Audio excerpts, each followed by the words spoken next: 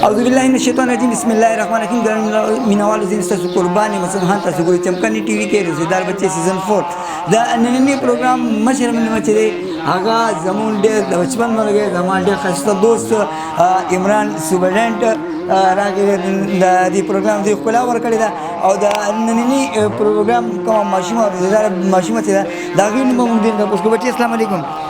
وعلیکم السلام. نوم دې څه دی بچې؟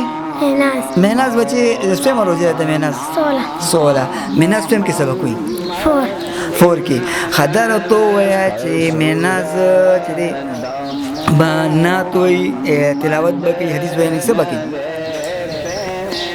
تلاوت بچې بسم الله. بسم الله الرحمن الرحيم الحمد لله رب العالمين الرحمن الرحيم مالك يوم الدين إياك نعبد وإياك نستعين اهدنا الصراط المستقيم صراط الذين أنعمت عليهم غير المغضوب عليهم ولا الضالين صدق الله العظيم. جزاك الله جزاك الله.